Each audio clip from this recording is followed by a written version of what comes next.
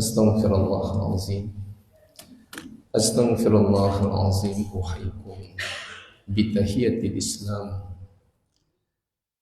Tahiyatan thayyibatan mubarakatan min indillah. Assalamualaikum warahmatullahi wabarakatuh. Alhamdulillahil qail. Ba'da a'udzu billahi minasyaitonir rajim. Bismillahirrahmanirrahim.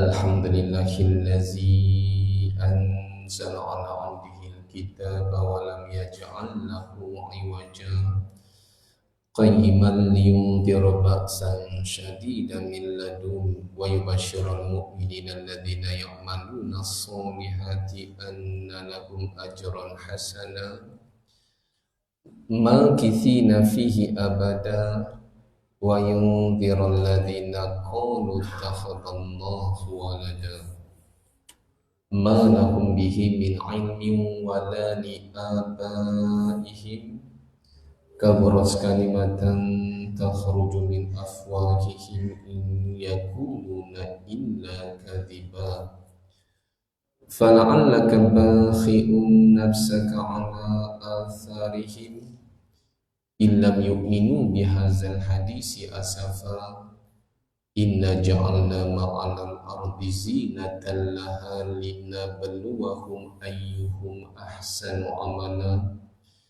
wa inna laja'iluna ma'alaiha sa'idan juruza am hasibata anna ashabal kahfi warraqimi kanu min ayatina ajaba Iz awal fityatu ilal kahfi faqalu rabbana atina min ladunka rahmah wa hayyi lana min amrina rasyada wa nusallim ala rasulil mustafa al-qail idza tashahada ahadukum falyasta'iz billahi min arba'in yaqul Allahumma inna na'udzubika min azabi jahannam wa min azabil qabr wa min fitnatil mahya wal mamat wa min syarri fitnatil masihid dajjal.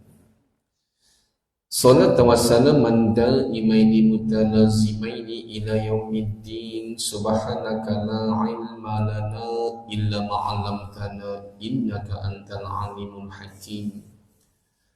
Qala rabbi shrah li sadri wa yassir li amri wahlul 'uqdatam min lisani yafqahu qawli.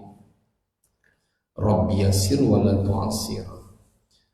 Rabbi tammim bil khair wa la haula wa la quwwata illa billahil 'aliyyil 'azim. Amma ba'd.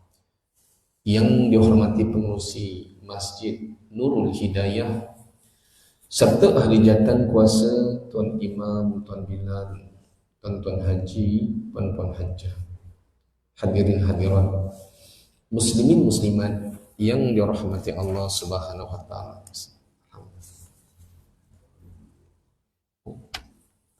Alhamdulillah.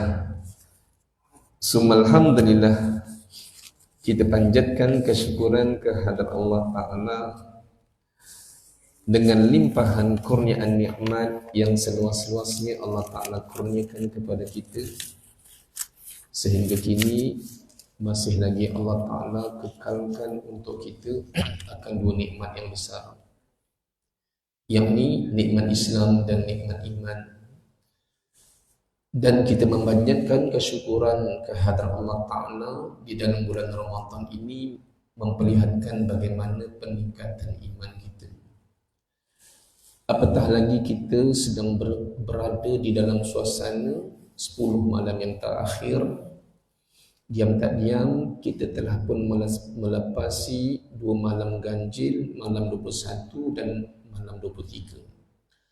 Dan insya-Allah malam ini malam yang ke-25 lah berbetulan, Khamis malam Jumaat, nampak istimewa lah. Apapun kita berdoa kepada Allah Ta'ala agar diberikan kepada kita kekuatan untuk kita beramal ibadah sepanjang 10 malam yang terakhir ini. antara doa yang kita pohonkan kepada Allah Ta'ala, Allahumma barik lana fi Ramadan. Ya Allah, kurniakanlah kepada kami keberkatan sepanjang di dalam bulan Ramadan. Wa a'inna fihi, dan bantulah kami ya Allah, berikan kekuatan kepada kami ala siyam, untuk kami mendapat puasa yang berdarjatkan takwa di sisi Allah Subhanahu wa taala. Dan berikanlah kepada kami kekuatan al-qiyam, untuk kami bangkit malam, untuk kami menghidupkan akan malam-malam Lailatul Qadar. Warzuqna, dan rezekikan kepada kami Lailatul Qadar, malam Lailatul Qadar insyaAllah. Baiklah hadirin hadirat muslimin muslimat yang dirahmati Allah Subhanahu wa taala. Ini agak kelam kabut sikit baca iklan dalam sehari dua ni air tak ada. Dia kata patutnya 3 hari bulan ni air dah ditutup lah. Dia kata kalau ada, tengok macam ada lagi air. Mungkin dalam waktu terdekat dan sampai ke 17 hari bulan. Kita duk fikir kalau air tertutup. Itu yang duk keluar kabut beli bekas-bekas air, duk isi air lah. Mana dah tahu betul tuan-tuan. Dekat-dekat nak raya tak ada air ni. Perit sikit. Kena orang datang nak beraya. Haji Sudin nak datang beraya rumah saya. Air pun tak ada macam mana. Tak tahu betul ke tak? Tengok macam betul. Tengok SAJ pun ada keluarkan kenyataan. Bahkan ada iklan-iklan yang lain menyuruh kita bersiap sedia. Ini bila air tak ada ni susah sikit lah. Lagi-lagi kaum-kaum ibu persiapan nak berhari raya insya-Allah. Tapi betul ke? Macam betul kan? Haji Sudin rumahnya lain, dia banyak tong-tong air, yang stil lain, yang atas bumbung lain, dia tak ada masalah. Kalau budak asrama duduk kat rumah dia pun tak ada masalah bekalan air. Penuh dengan tong air. Lama tak jumpa dia. Baiklah hadirin hadirat muslimin muslimat yang dirahmati Allah Subhanahu wa taala. Alhamdulillah kita tinggal beberapa hari lagi lah untuk kita melangkahkan ke dalam bulan Ramadan. Namun dalam keadaan begitu kita mohon kepada Allah Ta'ala kita sentiasa kuat untuk beramal ibadah. Antara yang kita harapkan mudah-mudahan kita ini layak ditempatkan oleh Allah Ta'ala ke dalam satu syurga yang Allah Ta'ala khususkan bagi mereka yang berpuasa di dalam bulan Ramadan. Orang lain tak boleh nak masuk kecuali orang yang berpuasa di dalam bulan Ramadan yang mendapat darjat taqwa di sisi Allah Ta'ala, akan Allah Ta'ala tempahkan ke dalam syurga ini. Nama syurga ini adalah syurga Rayyan. Biasa anak-anak kita nama Rayyan sebenarnya Rayyan itu. Kalau kita merujuk dengan apa yang disabdakan oleh baginda Rasulullah sallallahu alaihi wasallam, inna fil jannah baban, sesungguhnya di dalam syurga Allah Ta'ala ini ada satu pintu namanya yuqala lahu Rayyan. Nama pintu syurga itu Rayyan. Ada 8 pintu, salah satu ni pintu Rayyan. Yadkhuluhu, yang akan memasuki pintu tersebut adalah shaimun, orang-orang yang berpuasa fi Ramadan. InsyaAllah. Bahkan dalam satu hadis Nabi sebutkan ada beberapa golongan manusia yang syurga ni akan merindui dia. Bayangkan tuan-tuan kalau syurga tu rindu dengan kita ni tuan-tuan, Masya Allah, maknanya ahli syurga. Ada 4 golongan yang Nabi sebutkan, yang mana syurga ini teramat rindu kepada 4 golongan manusia. Mudah-mudahan kita termasuk di antara 4 golongan tersebut. Sebagaimana yang disabdakan oleh baginda Rasulullah SAW, al-jannatu mushtaqatun ila arba'atin nafar. Sesungguhnya syurga itu merindui ke atas 4 golongan manusia. Mudah-mudahan kita ada keempat-empat tersebutlah. Yang pertamanya golongan yang disebutkan talil Quran, golongan yang sentiasa berdamping dan membaca Al-Quran. Bila disebutkan tali Quran, tilawatul, membaca Al-Quran, maknanya bila banyak baca Quran, itu antara watak ahli syurga. Mudah-mudahan di dalam bulan Ramadan ini bersemangat kita pun membaca Al-Quran. Lagi-lagilah kalau kita memikirkan antara besarnya pahala daripada huruf-huruf yang kita bacakan. Apa Nabi sebutkan, man qara'a harfan min kitabillah, barang siapa di kalangan umat aku yang membaca satu huruf daripada kitab Allah Subhanahu wa taala. Nabi contohkan satu huruf saja. Barang siapa di kalangan umat aku yang membaca satu huruf daripada Al-Quran, falahul hasanah, maka Allah Ta'ala akan kurniakan kepadanya satu kebaikan daripada satu huruf. Dan Nabi katakan lagi, wal hasanatu asyru amsalihah, dan daripada satu huruf tu Allah Subhanahu wa taala lipat gandakan sehingga mana menjadi 10. Masya-Allah. Itu sebab yang pernah kita sebutkan yang lepas, betapa di dalam Al-Quran ni ada 320,000 huruf. Kalau kita kalikan dengan 10 gandaan, tak ke 3.2 juta pahala yang kita dapat yang jelas. Itu satu huruf. Kalau kita baca di dalam bulan Ramadan, tuan-tuan, Allah Ta'ala lipat gandakan min asyaratin ila sab'ami'atin di'fin, daripada 10 hingga ke 700 kali ganda. Katakanlah kita sampai darjat 700 kali ganda, 320,000 kali dengan 700. Masya Allah. Berpuluh-puluh bilion. Dan kalau kita bacakan berbetulan pada malam Lailatul Qadar, maknanya pembacaan kita seolah-olah 83 tahun 3 bulan bersamaan dengan 1000 tahun. Oh, kalau kita nak fikirkan pahala, tuan-tuan, Masya Allah, kita rasa macam tamak, tapi tak jadi tamak pasal pahala tu tak nampak.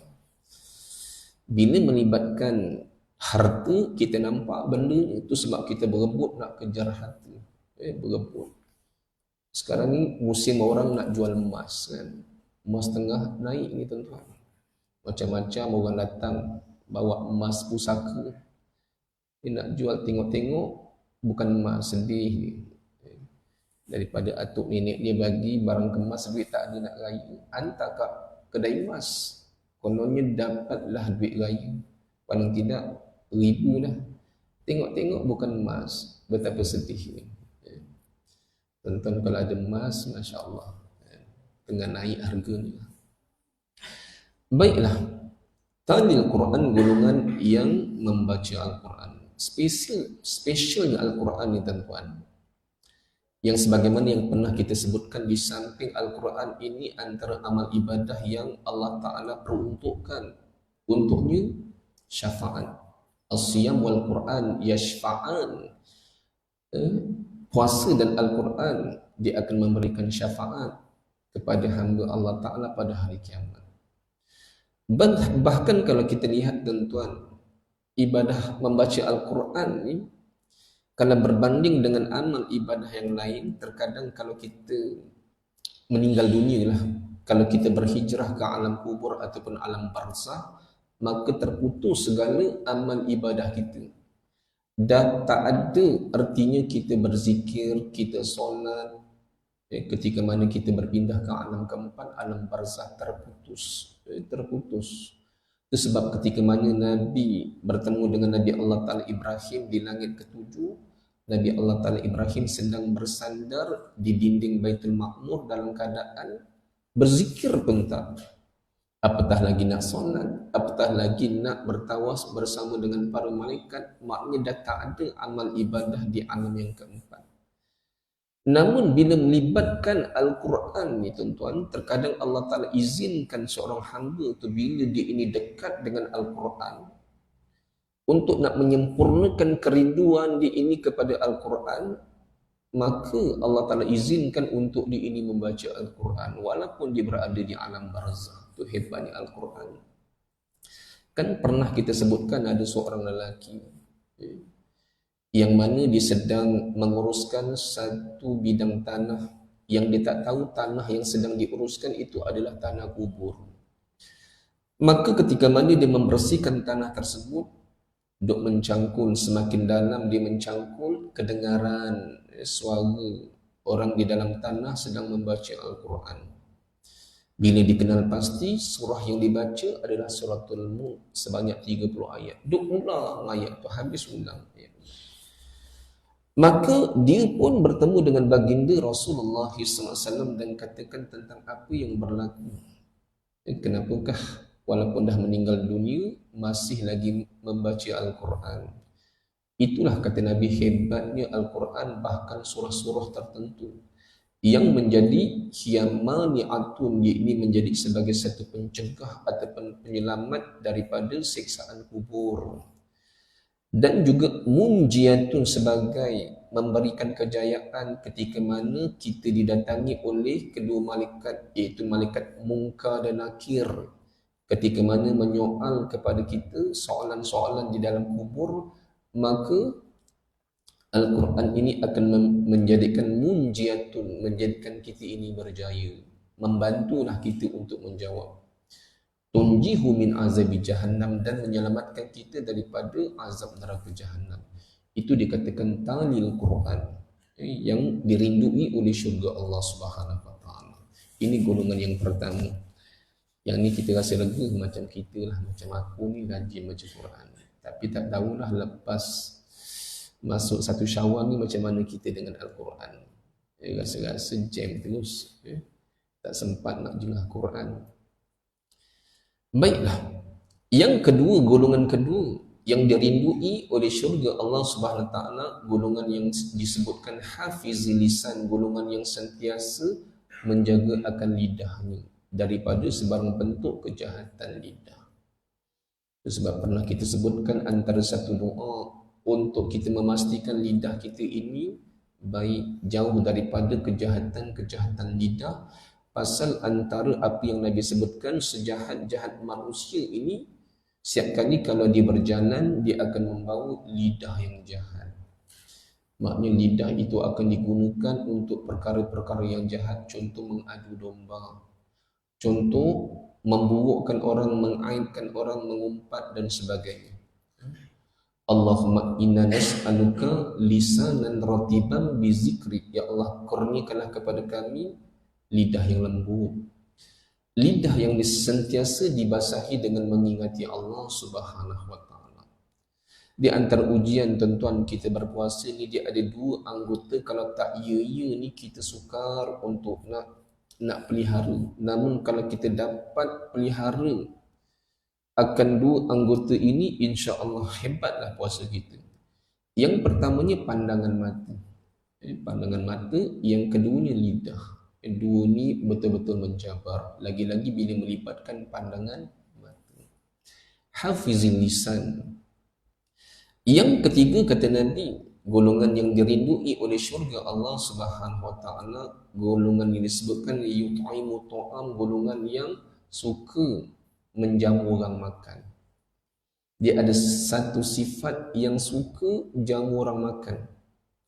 Sama ada dia suka orang datang ke rumahnya untuk dia menjamu jamuan, ataupun kalau di mana-mana ke warung ke restoran dia yang akan belanja makan. Rupanya sifat suka jamu orang makan adalah sifat utama Nabi lah, sifat asas Nabi. Itu sebab ketika mana Nabi berucap tamu, ketika mana Nabi berada di Madinah berdepan dengan masyarakat Madinah, diberikan laluan Nabi sebagai pemimpin untuk memberikan ucapan. Ketika mana Nabi berdepan dengan masyarakat Madinah, ada yang baru nak kenal Islam, ada di kalangan sahabat yang beriman, ada di kalangan orang-orang munafik, dan ada di kalangan orang-orang kafir, iaitu orang-orang Yahudi.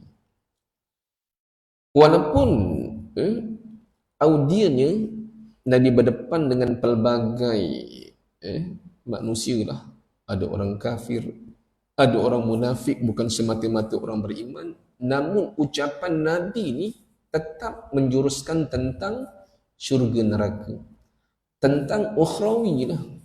Walaupun Nabi berdepan dengan orang yang bukan Islam, ada orang munafik, tetap juga Nabi sampaikan sesuatu. Kalau zaman kita ni, kalau kita ucap cara gitu, kita akan dicop penunggang agama kan. Cakap agama lebih sikit penunggang agama. Maknanya ada kepentingan. Tetapi agama ni memang penting untuk disebarluaskan.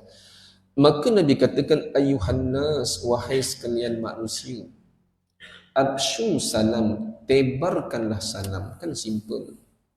Kalau kita lihat sekadar beri salam, apalah sangat, tetapi sunnah yang besar. It'amu ta'am, bagi orang makan jamu orang makan. Silatul arham, perhubungkanlah silaturahim. Sallu bilail, solat malam. Wan nas biniyam, dalam keadaan orang lain sedang tidur. Tadkhulul jannah bisalam, niscaya kamu akan masuk syurga dengan sejahtera. Bila menyebutkan sifat Nabi ni, antara salah satu sifat yang diridui oleh syurga Allah Ta'ala, yut'imu ta'am, bagi orang makan. Masya Allah. Ya, mudah-mudahan kita ada sifat sebegitulah tuan-tuan. Pernah berlaku ke atas Nabi pada satu hari, Nabi didatangi oleh ramai tetamu. Nabi didatangi ramai tetamu, Nabi menyambut tetamu di kalangan sahabat. Makanan yang ada di dapur Nabi, Nabi akan keluarkan. Dan dekat-dekat nak malam, tiba-tiba datang lagi seorang tetamu yang nak minta izin dengan Nabi, dia nak bertamu. Lantas Nabi pun katakan dengan isteri Nabi, kat dapur rumah kita ada lagi tak makanan? Nak kena tanya juga. Biasa kalau tetamu datang lagi-lagi malam, kena ada makanan. Takkan nak bagi air kosong je. Maka kata isteri Nabi, makanan dah habis, dah tak ada dah. Pasal siang tadi ramai tetamu yang datang, dikeluarkan semua. Maka pada ketika itu Nabi bawa akan lelaki ini bertemu dengan para sahabat Nabi lah. Dan Nabi katakan, ada tak di antara kamu yang nak menyantuni tetamu aku ni, nak ikram tetamu aku ni?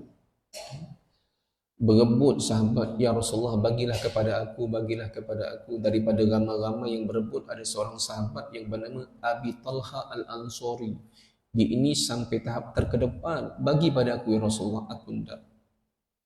Maka Nabi pun beri kepada Abi Talha Al-Ansari.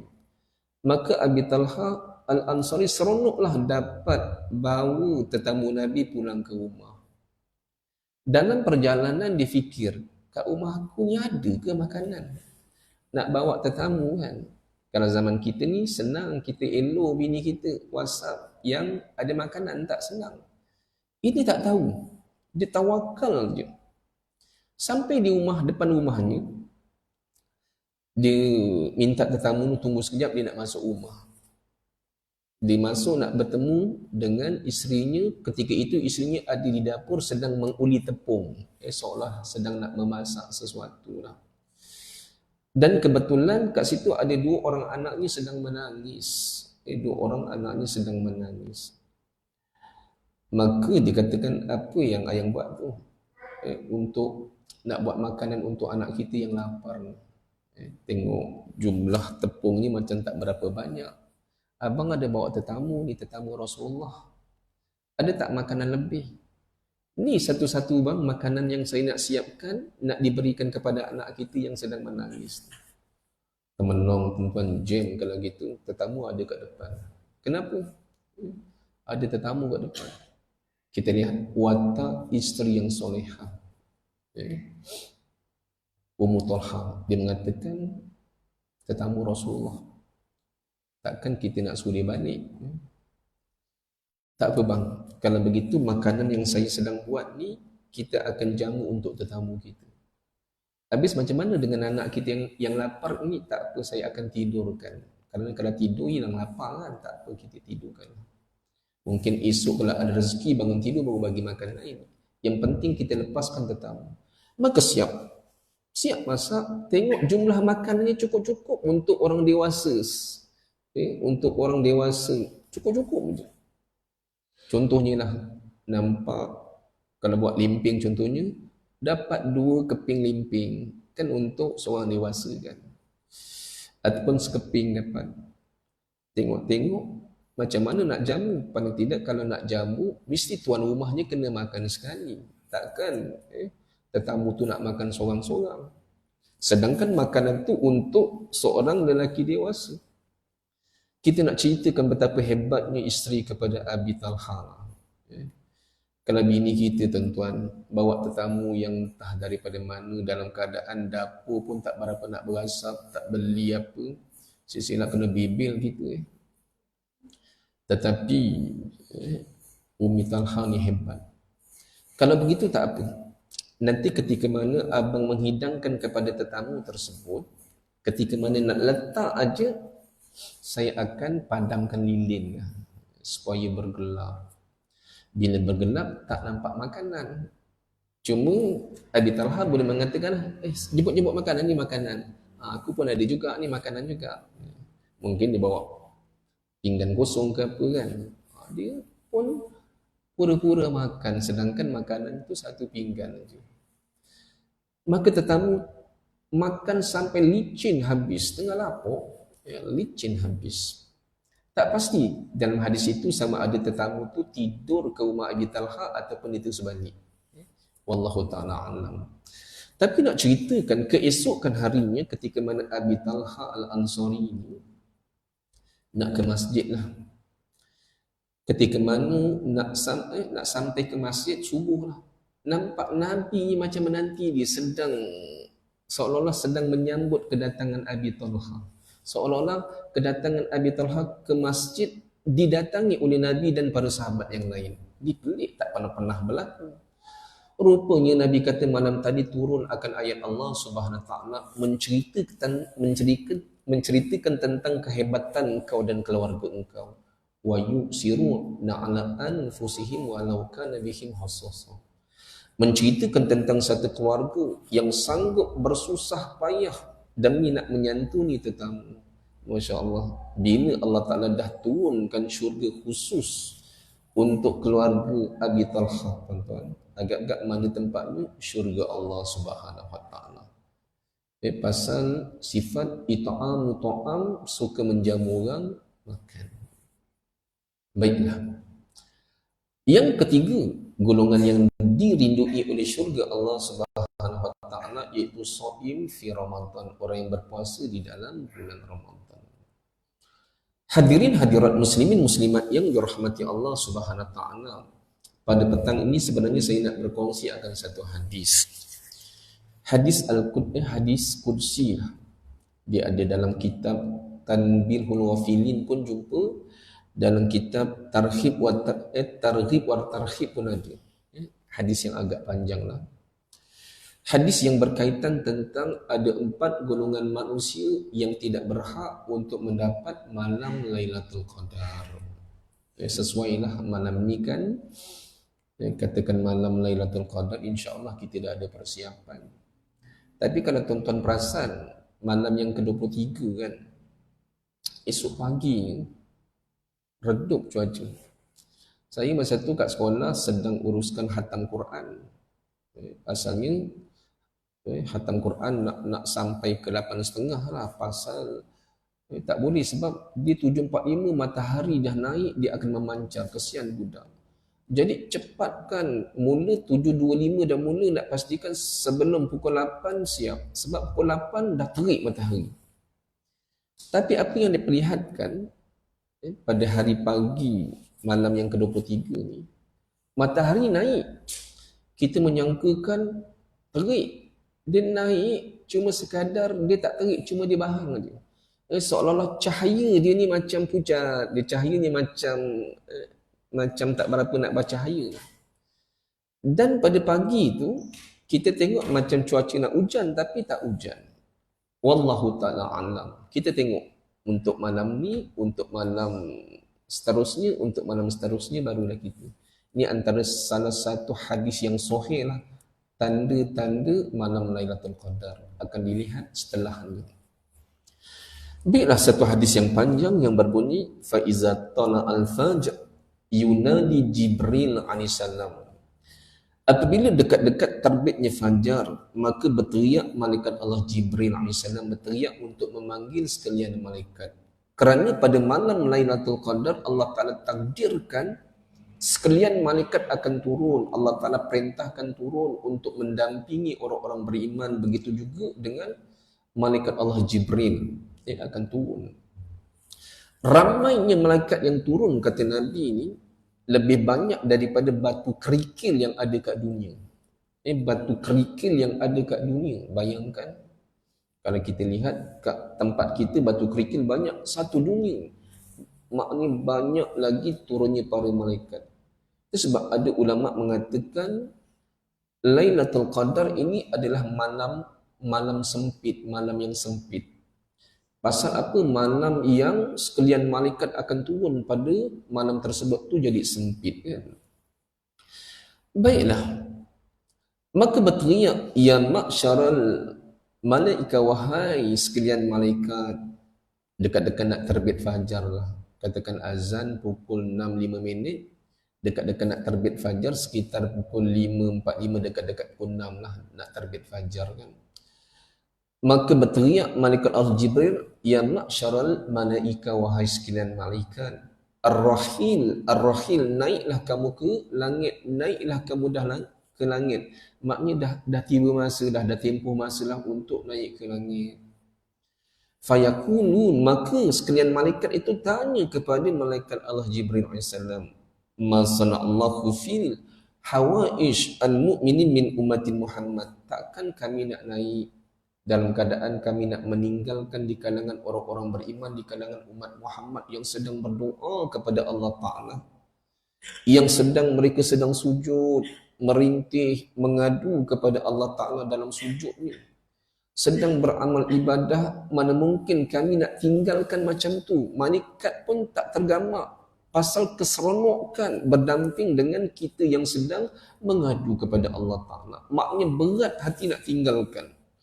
Berapa seronoknya berdamping dengan orang-orang beriman, dengan rintihan, dengan tangisan. Tiba-tiba malaikat Allah Jibril minta naik ke atas.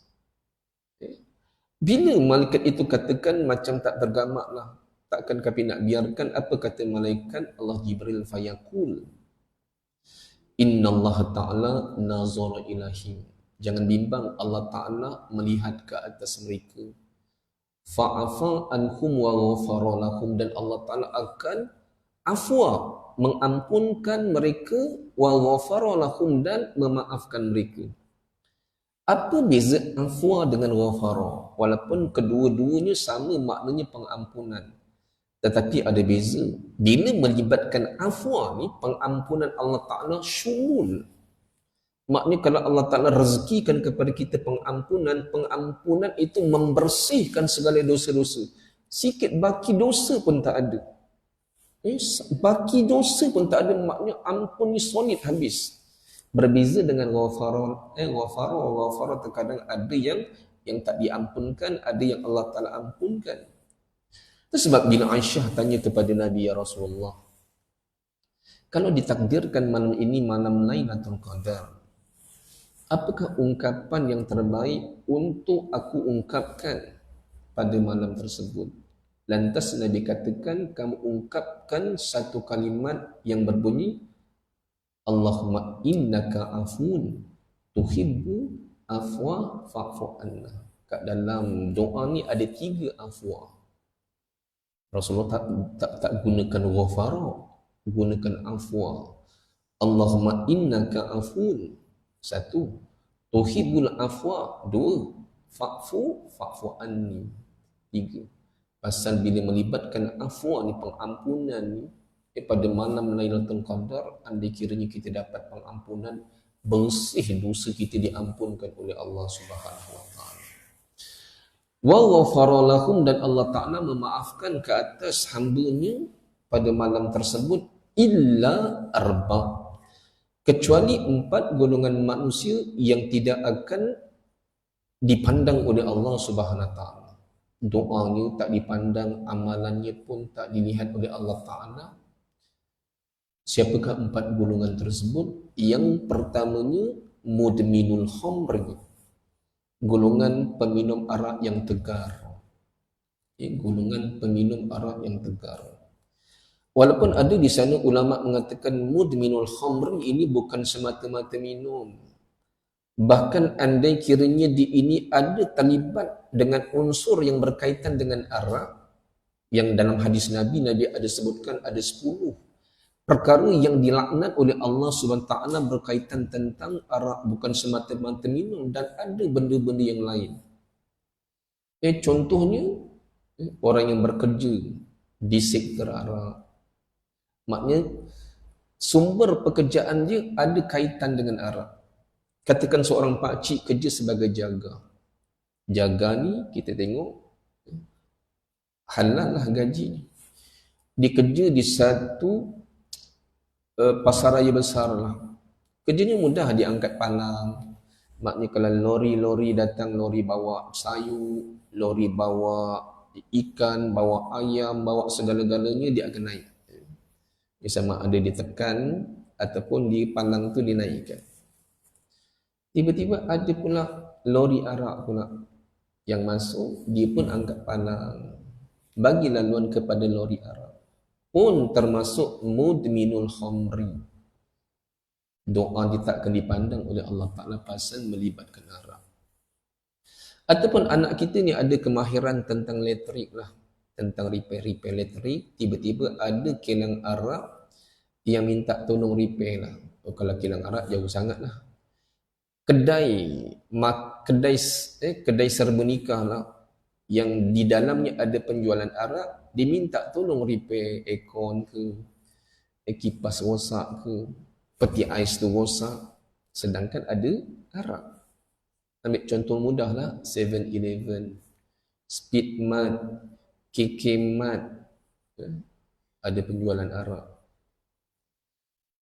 Yang kita sedihkan tuan-tuan, kebanyakan pekerjanya anak-anak kita orang Melayu. Berbeza kalau KK Mart kebanyakan pekerjanya orang Bangla kan. Kita pelik kenapa orang Bangla. Sekarang Speedmart dia ambil kerja orang-orang Melayu. Kita tak berapa nak jumpa lah orang yang bukan Melayu. Setakat ni semua Melayu. Sedangkan syarikat tu milik orang yang bukan Islam kan. Kadang-kadang Yahudi ni tuan-tuan, dia punya liciknya, di antara nak melemahkan umat Islam, itulah caranya nak melemahkan, dia akan kaitkan iman kat situ. Maka kadang kita tengok anak kita yang menguruskan bahagian cashier dah, datang seorang India yang beli satu tabak arak dia beli. Anak kita yang perempuan duk uruskan, keluarkan sendi, sian. Kalau betul lah, panggillah pekerja yang bukan Islam, kan senang. Kalau ada yang bukan Islam, kalau nak beli arak, bagi yang orang Islam kan. Ni semata-mata orang Melayu. Kalau dua-dua orang Melayu. Orang Islam, yang bukan Islam tak ada. Ataupun buatlah satu mesin kan, kalau melibatkan beli arak, tak payah pergi kaunter, dia cucuk kat mesin gitu. Ataupun sebaiknya tak payah jual arak tuan-tuan. Diharamkan terus jual arak. Bukan tak boleh, kalau kat Kelantan tu, 7-Eleven kita pergi kan, Speedmart, tak ada arak. Maknanya boleh. Di Terengganu pun tak ada. Maknanya kat tempat kita ni boleh kalau kita tak nak ada kan. Tapi tak tahu macam mana cara ni. Takkan kita nak ugut boykot, buang tu. Kalau tak, kami tak tu. Tak juga. Tak tahu. Itu nak kena berbincang dengan penguasa. Baiklah. Hadirin hadirat yang dirahmati Allah Ta'ala, mudminul khamri. Yang keduanya, akul walidain, anak yang derhaka kepada kedua ibu bapa. Terkadang bila menyebutkan tentang anak yang derhaka kepada dua ibu bapa, kita nampak yang kat bawah aja tuan-tuan, anak-anak ni. Anak sekarang ni Allah derhaka, tak dengar kata. Cakap pun tinggi suara, kita nampak. Terkadang diri kita ni pun kita tak perasan yang kita ni ada mak bapak lagi, cuma mak bapak kita ni dah meninggal dunia. Kita yang nampak anak kita. Kita tak nampak diri kita. Adakah kita ni termasuk di kalangan orang derhaka ataupun tak? Antara ulama mengatakan antara anak yang derhaka itu anak yang tak mendoakan ke atas kedua ibu bapa. Tak mendoakan dalam sehari. Terkadang ada anak dalam setahun dia doakan mak ayahnya ada 2 kali dalam setahun, 2 kali. Satu raya puasa, satu raya haji. Pergi kubur. Itu kalau pergilah. Kalau untuk hari-harinya macam tak berapa. Kita ni mujur yang jenis solat berjemaah tuan-tuan. Yang Pak Imam ni pasti akan membaca doa Allahumma rabbana ighfir lana dhunubana wali walidina warhamhuma kama rabbana shighara, untuk kita mengaminkan. Kalau kita jenis solat sendiri-sendiri tuan-tuan, biasa solat sendiri ni kalau tak ia doa yang paling mudah untuk kita doa, Rabbana atina fid dunya hasanah wa fil akhirati hasanah wa qina azabannar. Doa ibu bapa pun kita tak baca. Bayangkan dalam sehari tak baca doa ibu bapa, anak derhaka. Kadang-kadang kita nampak yang bawah aja. Kita nampak anak yang tengking kita, dan rupanya kita pun termasuk di kalangan anak derhaka yang tak hantar doa untuk kedua ibu bapa kita yang telah pun meninggal dulu. Ini golongan ketiga. Golongan keempat, qat'ur rahim, golongan yang memutuskan silaturahim. Ini biasalah kita dengar. Yang keempat iaitu Nabi kata al-musyahin. Al-musyahin. Bila Nabi sebutkan perkataan al-musyahin, sahabat tak keliru, dia tak berapa nak jelas makna al-musyahin. Lantas sahabat tanyakan kepada Nabi, ya Rasulullah, apakah itu musyahin, wa ma huwa musyahin? Nabi katakan musyahin tu musarim lah. Musarim. Musarim pun dia tak clear juga. Musarim tu apa pula ya Rasulullah? Lantas Rasulullah detailkan musarim itu adalah allazi la tatakallamu akhahu fawqa salasata ayyam, di kalangan saudara se-Islam yang tidak bertegur siapa dengan saudara se-Islamnya lebih daripada 3 hari, disebabkan dia ada simpan kebencian, dia ada simpan sakit hati, dia ada simpan permusuhan, dia ada simpan merajuk kononnya lah. Kalau nak merajuk-rajuk lah, jangan lebih 3 hari. Rupanya termasuk di kalangan golongan yang tidak berhak untuk mendapat malam Lailatul Qadar. Kita berdoa kepada Allah Ta'ala agar keempat-empat golongan tak ada pada kita. Kalau ada, insya-Allah kita berusaha untuk selesaikan, insya-Allah. Rasanya sekadar itu saja tuan-tuan. InsyaAllah mudah-mudahan sedikit perkongsian kita ini memberi bekas di dalam hati kita untuk mempertingkatkan keimanan kita. Rasanya tak terlambatlah untuk saya mengucapkan selamat Hari Raya Aidilfitri, maaf zahir dan batin, insyaAllah.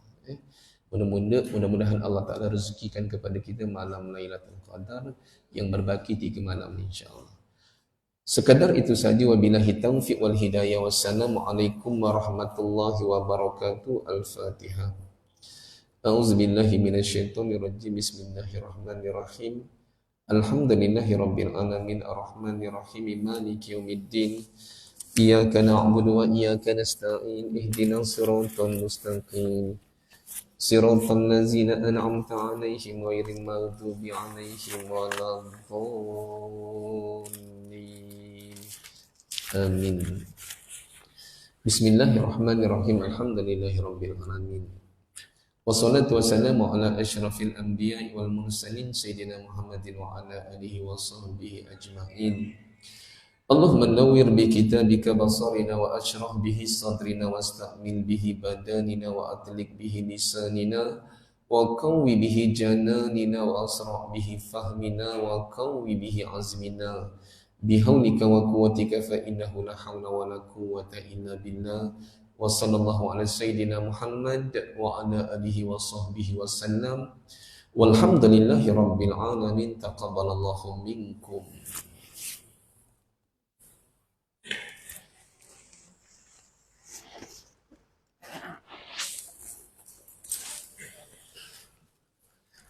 Oh, banyak rezeki ya. Terima kasih Pak. Jazakallahu khair. Nanti tak apa, nanti yang tu saya boleh tampal lah, pandai lah nanti kan. Tak apa, chop yang tu kan boleh tu, yang boleh